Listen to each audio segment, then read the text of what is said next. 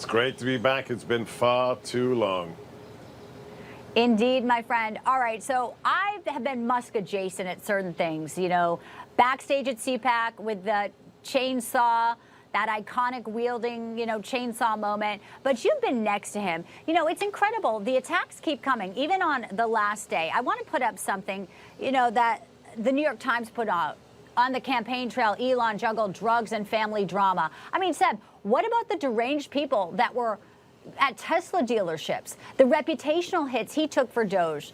So tell us what it was like being alongside him these first 130 days. And will this be the last we'll be hearing from Elon?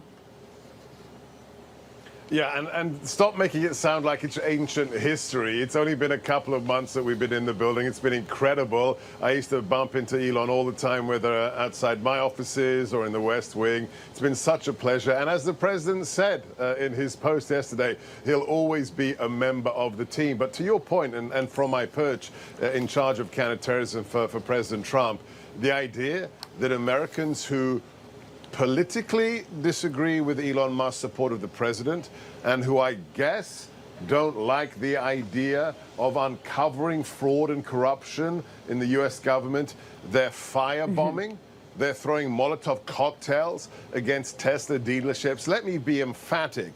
That is domestic terrorism. Those may be American citizens, but if you're using violence for political purposes against somebody simply because you, quote unquote, disagree with their politics, you are a terrorist. And I'm just very glad that the likes of Kash Patel, Dan Bongino at the FBI, Pam Bondi, and now here in D.C. after, was it just yesterday, the swearing in, or the day before? I can't even keep track.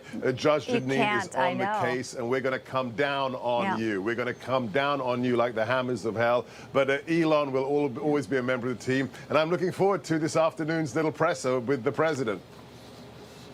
I can't wait to hear it as well as we'll be bringing it to our viewers live. I want to get your reaction. Just in a short time ago, Seb, a win for the administration. The Supreme Court says, yes, you can revoke this temporary legal status. Hundreds of thousands of people that Biden gave Venezuelan, Cuban, Haitian, Nicaragua migrants. So now it looks like more than 500,000 people will be able to be deported under this SCOTUS win here. Talk to us as somebody who is, you know, at the forefront of what's happening here to keep our borders secure and prevent people with bad intentions from doing harm to innocent Americans.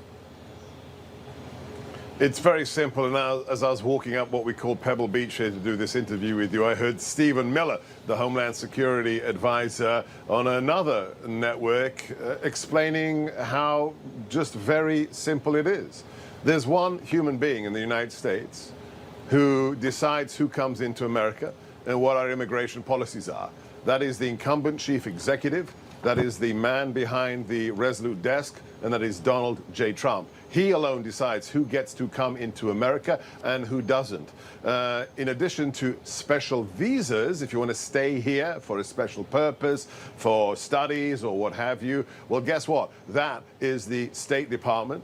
That is Secretary Rubio, who is now dual-hatted, just like Henry Kissinger, and is my immediate boss here as the acting national security advisor. So if you abuse that invitation, that temporary invitation you have as a foreigner into this country, then we withdraw it straight away. If you are supporting genocidal organizations like Hamas, chanting from the river to the sea, if you're associated with cartels that are now foreign designated terrorist organizations, Tom Homan, Stephen Miller, Governor Noem, they're going to find you and they're going to get you out of here. So massive win, but also it's just common sense. It's just common sense. It is.